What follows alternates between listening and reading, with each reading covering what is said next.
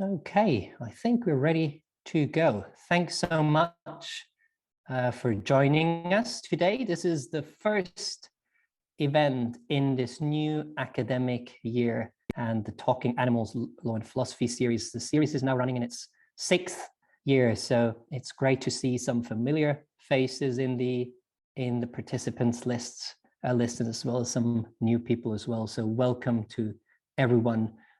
Some of you may already know me. My name is Raphael Fizel. I am the Executive Director of the Cambridge Center for Animal Rights Law and responsible for running this series here. Some of you may be familiar already with our format, but for those of you who are new to this, we will start with a presentation by our speaker that will last for about 35 minutes, maybe 40 minutes or so. And we'll then have another good 40 to 45 minutes for discussion. You are all warmly invited to participate in this discussion. So maybe you will have questions for our speaker. Maybe you have a comment. Feel free to just come in.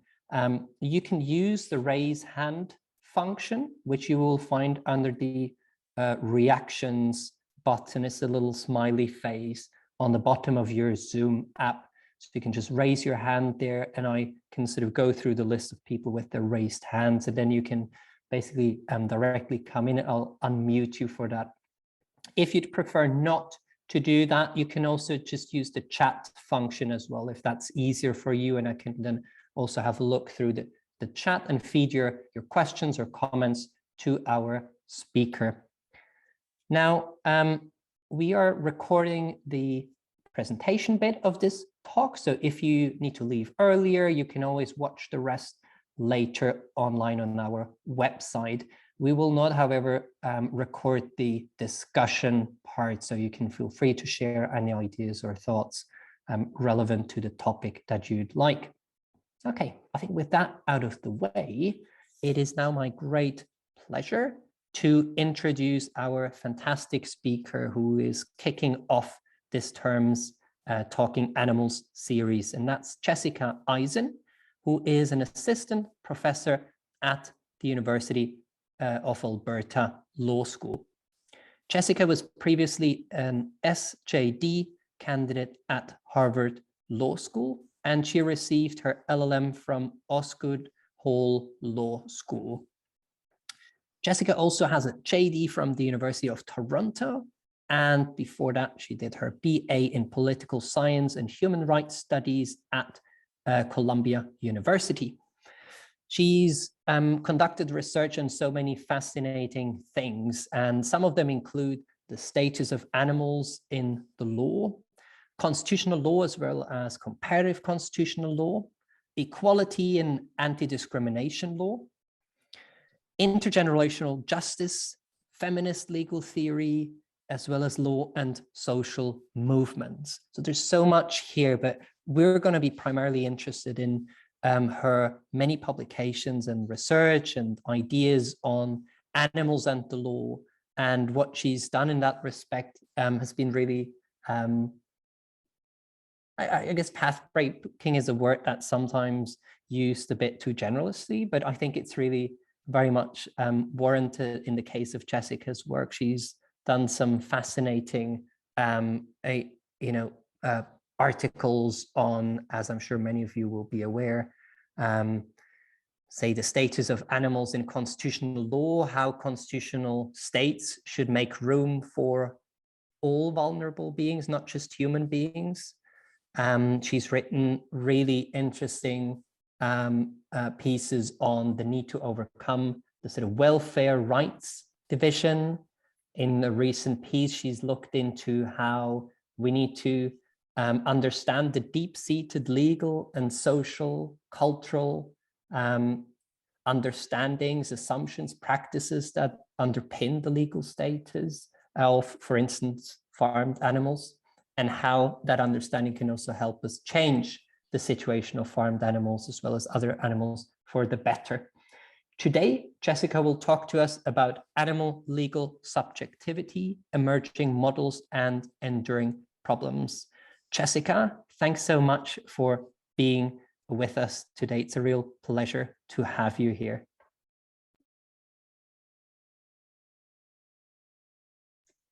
Thank you so much, Raphael, for that extremely generous introduction. It is a great pleasure to be here. I understand that we have a mixed audience today, some academics, some practitioners, some people who have legal training and some who don't. So I'm going to hopefully move through this topic in a way that will have enough introductory support for people for whom these ideas are very new and hold some interest for people who are more immersed in the field as well. So as Raphael explained, I'm going to be talking today about animal legal subjectivity, some emerging models that are being advanced to try to embrace and acknowledge animals as legal subjects, and some problems that I see amongst these models, and hopefully some thoughts for how we can move forward in a constructive direction. So I'm going to start out by setting out some basics, animal status quo, legal status as property, and the basic critique that's been advanced of property status, and some models that have been advanced as alternatives. So for a long time now, there's been litigation and advocacy for thinking about animals as legal persons. Increasingly, there have been efforts to suggest that there might be some kind of status in between property and personhood. And particularly with Manisha Dekka's path-breaking work, there it is, that word path-breaking again, but very much warranted in this case, suggesting that maybe something else entirely, not personhood, not property, not something in between, but a whole other status can help us think through the place of animals that they should properly occupy within the legal system. And I'm going to suggest that throughout these models is a common thread of trying to conceive of animals as subjects. Embracing the idea of subjectivity in animal experience seems to be a common project for these various approaches to legal status. But what I want to suggest is that these conversations about what status animals should have at law have a common challenge, which is that they encourage us to think in really abstract ways about what animals experience in the legal system and what transformation might look like. So to support my contention here, I'm going to offer some evidence from my previous work on dairy cattle in the United States to show how, if we look closely at animals in a particular legal context, we can see that property or questions of status just gives us a small fragment of what we need to know in order to assess the ways that law erases the subjectivity of animals and what recovery of that subjectivity might look like. And then I'm going to close with some thoughts on how we can think about animal legal subjectivity beyond this debate about what animals' status ought to be at law. So let's start with the basics. Property status. This is the legal status quo for animals. It has a slightly different orientation or structure across legal systems. In common law systems, animals are classified as property or amenable to propertization. So some wild animals in some jurisdictions are not necessarily already property, but they could always become property. And in the civil law tradition, animals are generally classified as things, although there has been increasing movements to have civil codes describe animals as not things, or in some cases to actually use affirmative terms like sentience. But generally, these provisions include some explanation that, unless otherwise specified, or in some set of narrow exceptions, animals will continue to be treated as things, even though they're not things. So there's debate that roils about whether or not these animals are not things provisions in civil codes are purely symbolic, or if they have meaningful impact on animals' legal status. But across the board in these legal traditions, there is a common thread of legal commodification of animals. Whichever of these kind of legal terminological approaches are taken, Global jurisdictions generally allow that animals can be bought and sold, sometimes with restrictions. Social, physical, and reproductive control of animals is generally permitted, again, sometimes with some restrictions and caveats, but as a general matter, this is legally permissible. And of course, notoriously in animal rights literature, they can be killed by people who have ownership interests in them. So this legal status quo for animals has been the subject of significant critique within animal law.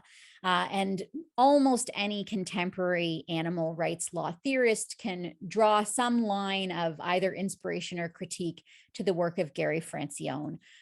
His book, Animals, Property, and the Law, in my view, stands out still as sort of the most sustained and thorough critique of animals' legal status as property.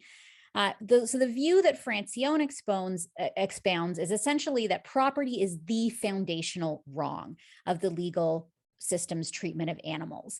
And what he sees as the basic problem here is that animals as property cannot have any, what he refers to as non-tradable interests. I think this seems like a roughly analogical concept to the idea of rights, but he uses this language of non-tradable interests to explain what it is that animals don't have as a result of being property. And this is because he is in many ways very focused on what he sees as balancing processes in legal thinking about animals, in which animals are preordained to lose. That it is not possible to balance the interests of a piece of property against the interests of someone who is not property, and to have a fair balancing act. And the term he applies to this sort of rigged balancing approach that he sees law as applying to animals is legal welfarism. And he is across the board critical of any efforts to improve the conditions of animals in ways that don't disrupt this basic process of treating animals as property, sometimes notoriously so. So he's actually opposed animal welfare movements within California, for example, on the basis that improving treatment of animals just sort of obscures people's thinking about the foundational wrong, and that really everything should be focused on unseating property status. So really interesting, particularly in his later work, Francione has suggested that social change has to precede law reform in this area. In order to see animals' property status dislodged, he thinks there needs to be broad acceptance of animals as moral persons. And that this can only come about if there's a broad-based social transformation towards veganism. And that he thinks that once we have a critical mass of vegans who are sort of running the legal system, that law reform that is appropriately attentive to animals will become possible. So Francione, we see here as a fundamental critique of property status and advancing a sort of moral understanding of personhood that he sees as necessary to unseating the property status of animals. So another approach has been to focus less on the ills of property status and instead to look to alternatives. And personhood has been one famous and sort of probably the most well-known alternative to property status for animals. And Stephen Wise is an American litigator and theorist who has been at the forefront of this advocacy movement, together with the Non-Human Rights Project, of which he is a founder. So this is a cover of the New York Times Magazine, in an article, in a feature article on Stephen Wise's work. I find this a really fascinating image. I have in my own work been somewhat critical of Wise for sort of trying to focus his theories in ways that animals are like human beings, and that is why they should be deserving of legal protection. And to me, this image is so emblematic of that approach. We've got a chimpanzee in a suit in a courtroom, and this is the vision of what the day in court for animals will look like. So Wise's approach is really grounded in this idea that personhood is what he calls a rights container, that in order to have rights, you need to have personhood. And so his aim is to show that animals are relevantly like people, so that we should, like human beings, so that we should think that they are owed legal personhood. And his focus is really on autonomy and liberty. He suggests that animals, sort of one species at a time, as advocacy efforts have focused on chimpanzees and elephants, and he's written about other species in his work, that these animals exhibit practical autonomy and as a result should be given liberty rights at law. And his focus is very much on the common law tradition. So while Francione is sort of advocating for a social movement that is going to precede the unseating of property status, for Stephen Wise, the common law really holds the seeds of transformation. And we don't necessarily need to have sort of all of society become vegan before we can start sort of cutting away at the edges of animals' debased status as property and their elevation into the category of persons. So this property personhood duality has been at the heart of a lot of conversation about animal law for a very long time. But I want to highlight a couple of recent approaches that have taken a somewhat different direction. So first of all, there's a series of approaches that have suggested that maybe there's something in between persons and property status. And I'm going to talk here about the work of Angela Fernandez. She's a historian working at the University of Toronto. Her recent book, Pearson versus Post, The Hunt for the Fox, I am showing you here. This book does not actually lay out the argument that I'm going to suggest here. The argument that I'm going to outline is in a more recent law review article of hers.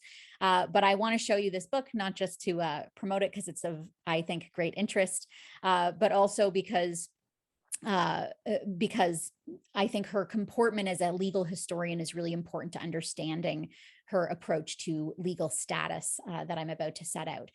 So Pearson versus Post, I will say, I'm not sure how famous that case is outside of the North American context. I'm seeing some faces that maybe it's not that famous, but within the United States in particular, and also in Canada, every first-year law student is assigned this case. And it is a case that features a one fox hunter in Long Island who is chasing a fox down, and another fox hunter intervenes and sort of catches the fox after it has been tired out by the first fox hunter. And it is used as an opportunity by the judges to have a conversation, sometimes kind of joking, it appears, and Fernandez argues sort of what she terms solemn foolery, where they're talking about this legal dispute in a way that suggests that they think it's sort of funny to be even talking about this. And they have a conversation about the state of nature and what it means to turn nature into property. And Fernandez's book really kind of goes through the history of this case, what actually happened in the case itself, and how it came to be so canonized that this case is read in literally every first year, shouldn't say literally without having done the research, in practically every first year law class in the United States and much of Canada. So it's an animal property case that she has done this research on, but it is not a sort of exposition of a theory on animal status the way some of the other works I'm going to be talking about here are.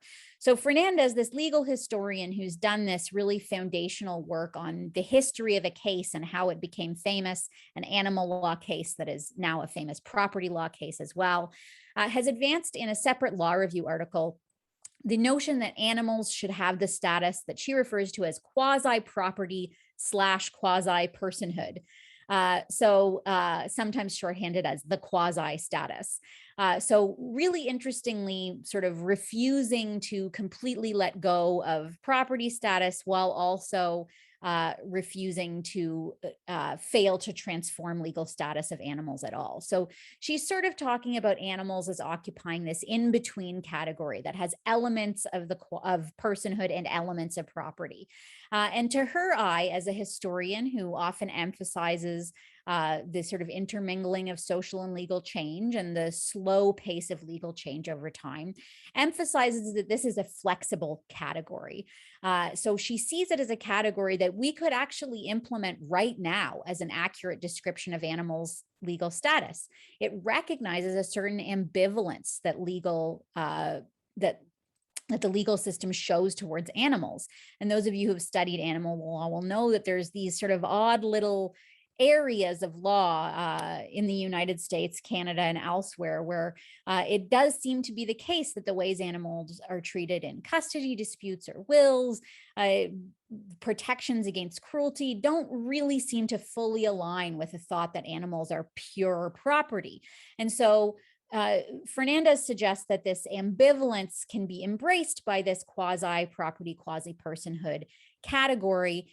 And not only does it accurately describe the ambivalence at law right now, but she sees it as a category that has room for growth. So she thinks we can start using this term now, and it will allow for this imbrication of social and legal change to create transformation over time while also being readily implemented in the moment.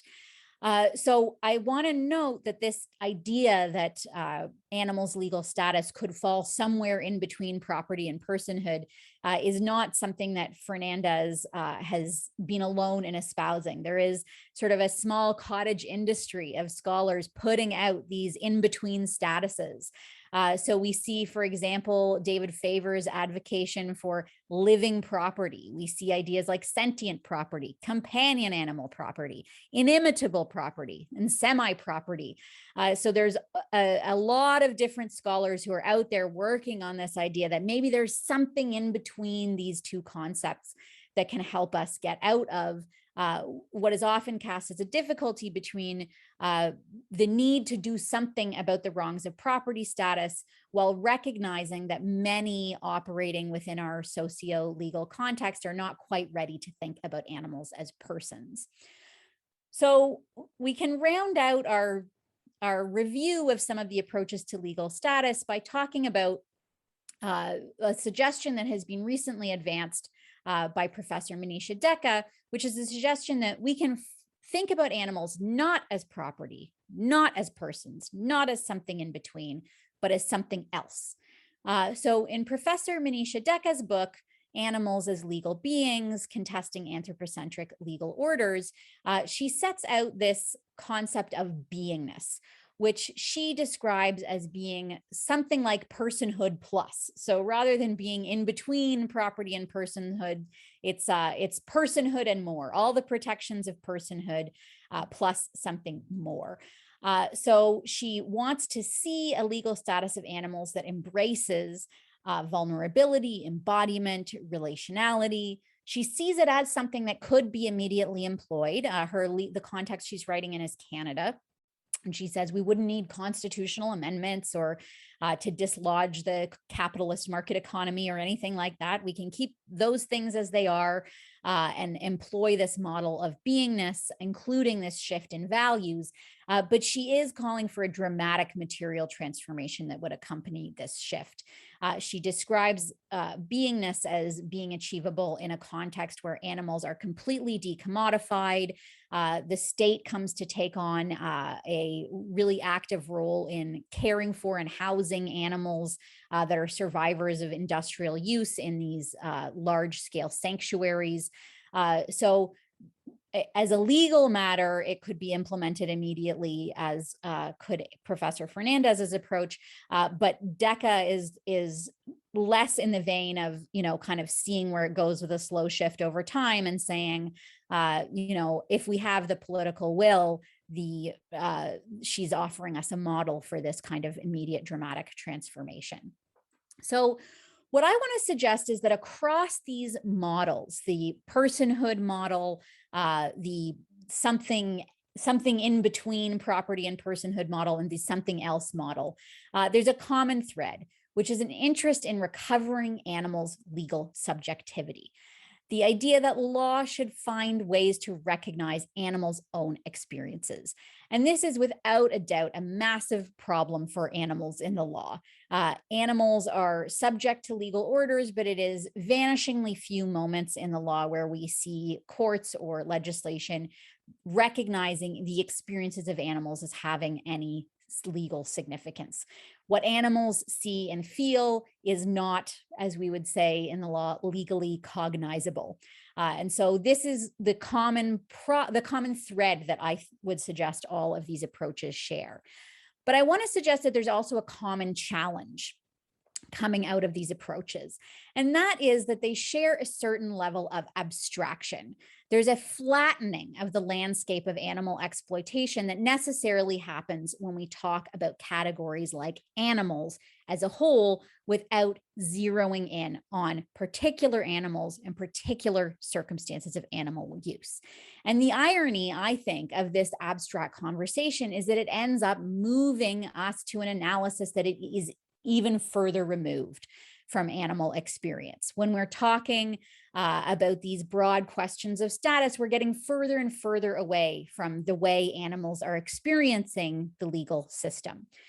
So I would urge you to consider a few cases of animal use. We can think about puppy mills or puppy farms, as I think they're referred to in the United Kingdom.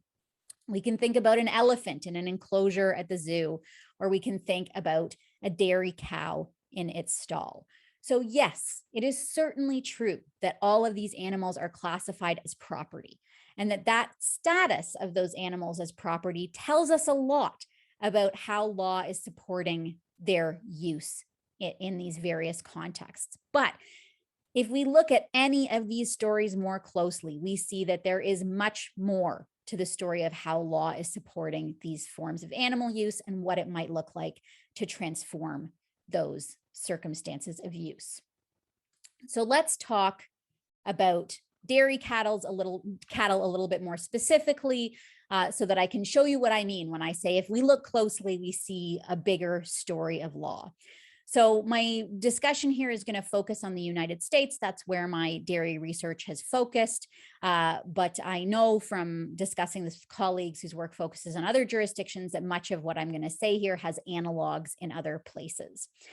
So I want to start by noting that in the United States, the drinking of cow's milk enjoys a common cultural signification as a natural and necessary food for human beings. So I'm going to begin by sharing a bit about the history of this signification and suggest to you that this signification is not necessary and universal, but is instead a product of this country's specific socio-legal history. And as such, it has intersections with colonial, racial, and gender dynamics, each of which are spheres of social life that have complex relationships with these ideas of nature and necessity as well. So I'm then going to pivot to talk a little bit about the lives of dairy cattle in this industry, whose regulatory environment has been so deeply informed by these intuitions that milk is a natural and necessary food. And then finally, I'm going to consider how we ought to think about law's role in this story. And in particular, I'm going to suggest that a focus on cows' status as property might cause us to miss what's really a stunning array of legal institutions and practices that in fact work to confine, inseminate, control, and kill these animals. So milk, it has been consistently cast as this natural and necessary food in dairy advertisements and in popular culture more broadly. So I'm hoping that if there are people in the room who have training in feminist or post-colonial theory, this will cause some ears to perk up, just given how often significations of nature and necessity end up being used to justify hierarchies of all kinds in human and non-human context. So I want to talk a little bit about the ways that this discourse supports human domination over other animals. But for our purposes, I think it's also important to observe the ways that this particular species hierarchy as between cows and human beings is expressed through and deeply interlaced with conflicts and hierarchies within the human community. So as a starting point, this casting of milk as a natural and necessary part of human diets in the United States is directly traceable to the European displacement of indigenous peoples and legal systems. So those who are familiar with North American indigenous food systems will know that prior to European contact, indigenous peoples in North America had complex food systems and farming practices, but they did not enclose and keep animals in the same mode that European farming practices did. Instead, animals generally lived and reproduced in their own communities that intersected with and existed alongside human communities. And hunting was the primary means through which animal foods were brought into human diets. So for obvious reasons, dairy is not something that is easy to hunt from a wild animal. So milk and dairying was not a part of pre-contact indigenous food systems within North America. So critical historians and geographers have done really amazing work exposing the history behind the colonial imposition of European foodways as part of the conquest and subordination of indigenous people in the United States. And I wish I had more time to get into that fascinating history here, but the short version is that the historical record demonstrates that colonial Europeans viewed the enclosure of animals for meat and dairy as more civilized and efficient than the less controlling practices and legal relations that indigenous people had with animals and the land. And this supposed superiority of the more controlling European relations with land and animals was not just used to impose those systems on indigenous peoples, but also to justify domination and expropriation of land more generally.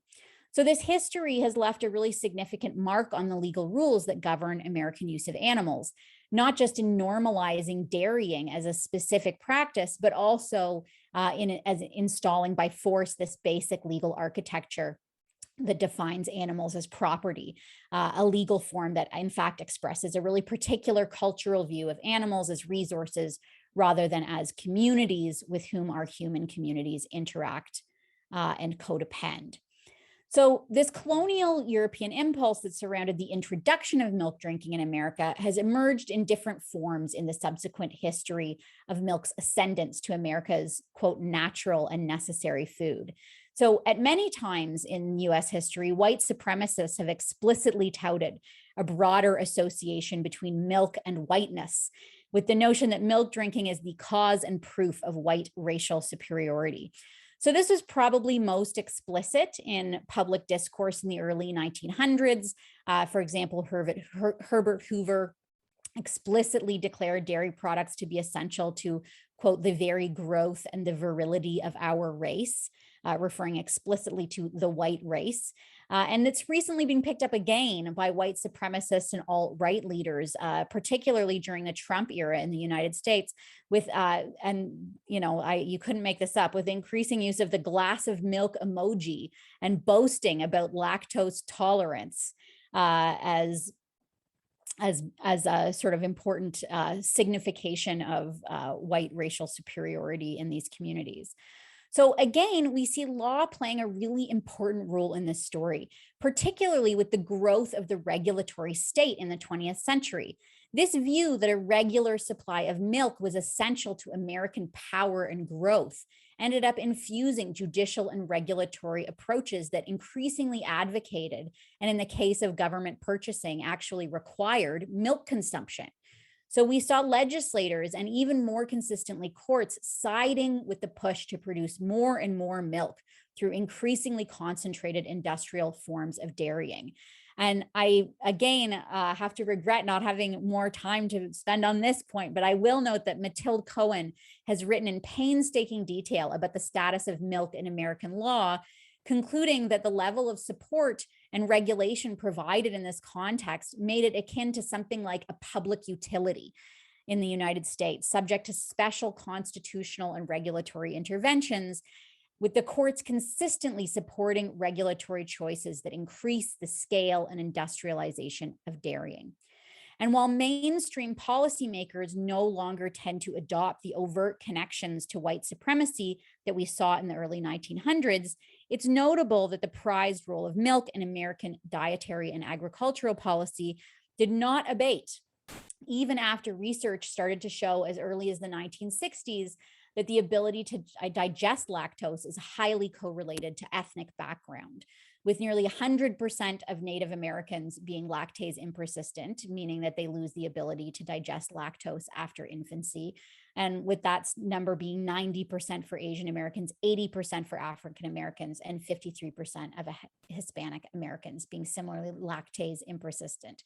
And still, milk remains the only food source to have its own dedicated food group in the US dietary guidelines. which in turn shape government mandated dairy purchasing, for example, in school meal programs. And the dairy industry continues to enjoy outsized judicial and regulatory support.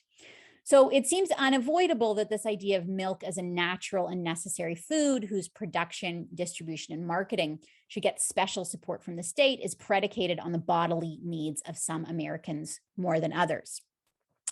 And finally, the story of milk's narrative as a natural and necessary food wouldn't be complete without attention to gender, given that milk is, of course, a substance that is produced by female bodies.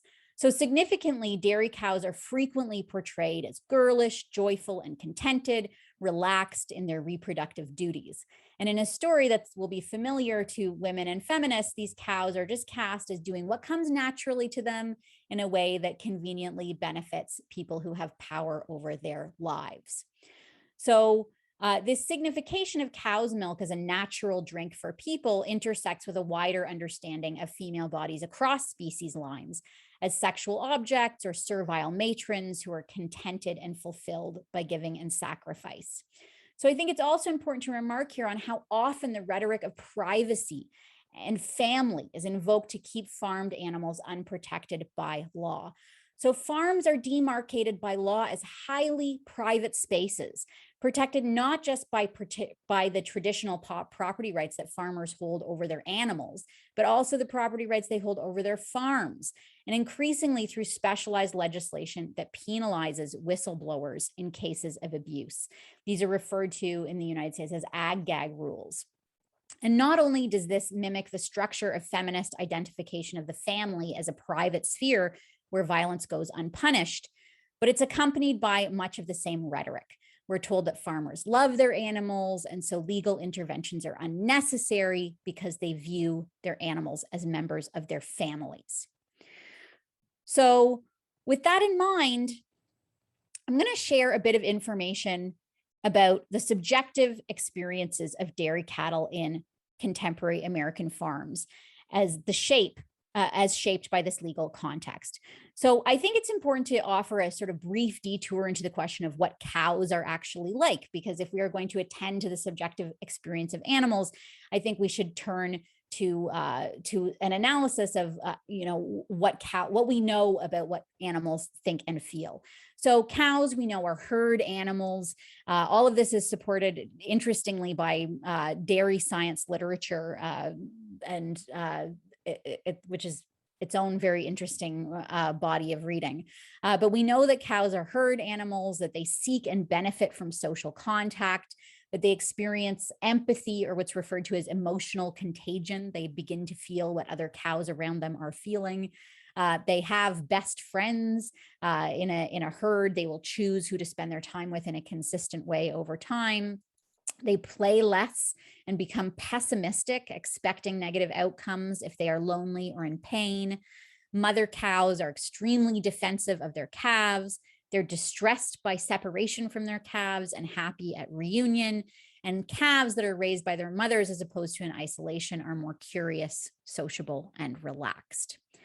So with this context in mind, I want to say a little bit about the lives of dairy cattle in American farms. So what I'm going to suggest here is a typical lifestyle is not the only way that cows are raised in the United States, but it is a very common way, perhaps the most common way.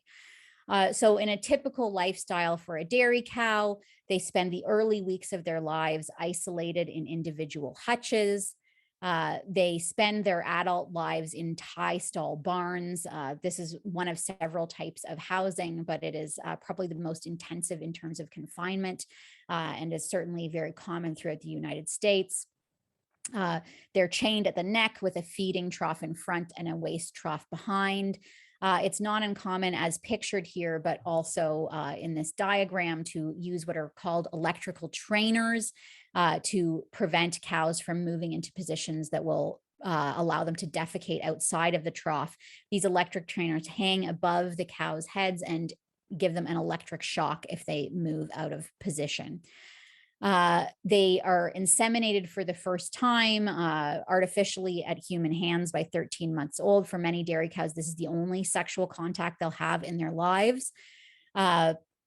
is this artificial insemination. I've spared you all an image of the insemination itself, but all of this information is readily available through resources online for farmers who are interested to learn how to do these sorts of things. Again, once the calves are born, they are separated from their mothers immediately after birth. There's a really, in my view, quite heartbreaking literature within the dairy sciences about how exactly to time this separation to allow the calves to have the benefits of colostrum or first milk, while also separating them soon enough so that you can prevent the full bonding between cow and calf. And the reason for this is that weight loss and injury as the pair try to reunite with each other are real economic consequences that the industry has to contend with. Following the separation of cow and calf, there's a period of lactation, followed by a dry period when the fat content begins to drop, and then the cycle is repeated. Usually after 3 lactation cycles, the animals will be taken to slaughter.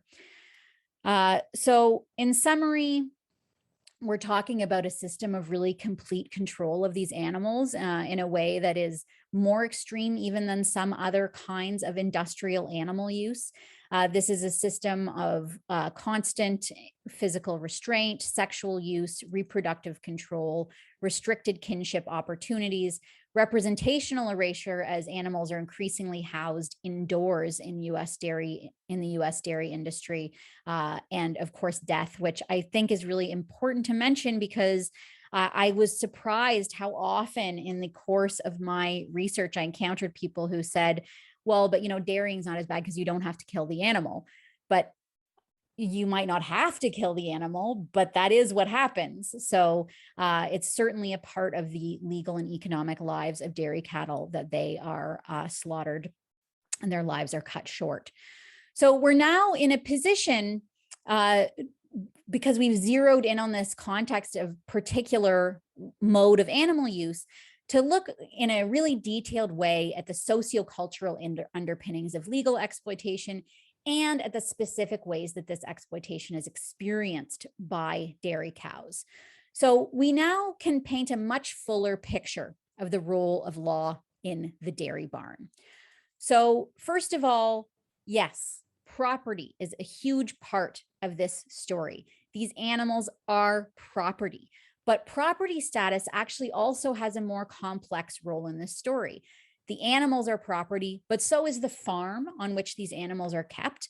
And that property that farmers have in the property on which animal exploitation occurs also helps to preserve these private or out of view spaces that enable intensive industrial animal use. And of course, we've seen that property law does not act alone in this regard. It's increasingly supported in the United States by ag-gag laws that prevent photographing or whistleblowing within these increasingly private spaces of the farm. But this story of property, even property supported by ag-gag law, doesn't tell the whole story.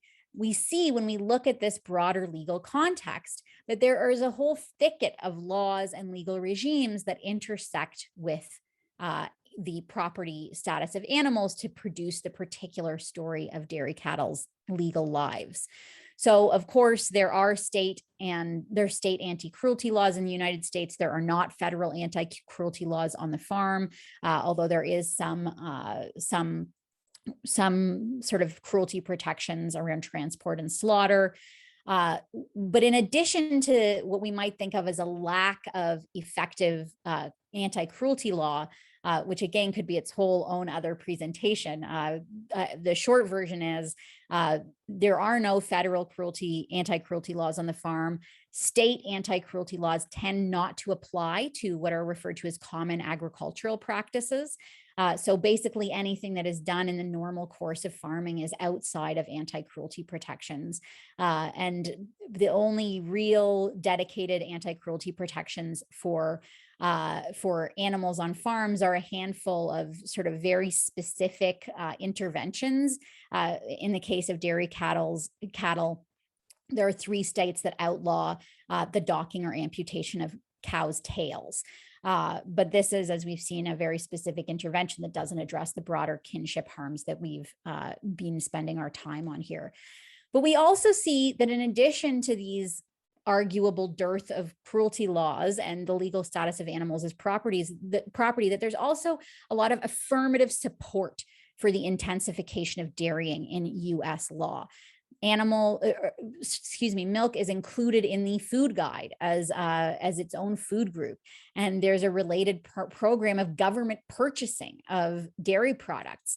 Milk has been treated as a quasi-public utility by courts and legislators in the United States. And there's also massive support for dairying through public infrastructure like irrigation, guaranteed low interest loans, feed grain subsidies, and dairy marketing boards, where governments either fund or provide other kinds of support for advertising for dairy products. And as we've seen, all of this broader legal context can be traced back to a broader socio-legal context that embraces themes of colonial expansion, racial hierarchy, and gender. So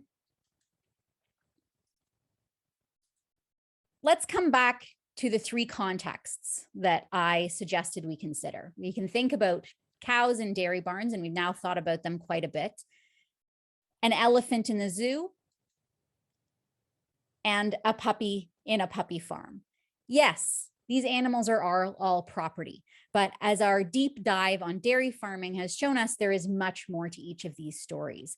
Some of what we said about dairying will intersect with the ways that law supports keeping an animal in a zoo or in a puppy mill, but the stories are very particular, and the imbrications of race, colonial hierarchy, and gender in each of these cases is distinct, as is the legal regime that keeps these animals confined and used. So I started this presentation by talking about some of the emerging models to deal with the lack of attention to animal subjectivity in law. And these models all focus on status. We looked at critiques of property and ways to move animals onto the personhood side of the ledger, the suggestion that maybe animals could be classified as something in between property and personhood, or that maybe we could have a new legal status for animals. But I want to suggest that across these emerging models, as long as we're talking in terms of animal status as a broad question, we're going to face an enduring set of challenges, which are that these kinds of general approaches to theory that apply to all animals through their focus on explicit questions of status risk inattention to particular contexts of animal use.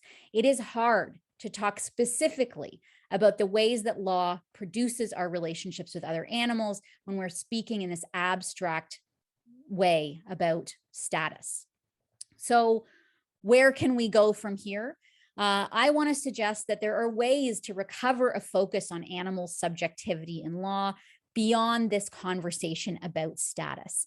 And that is by finding ways to use legal analysis and litigation to tell animals' own stories, and to find these complex accounts of the role of law in animals' lives that are not limited to these abstract theories, but that instead trace the particular legal context to the particular circumstances of animals.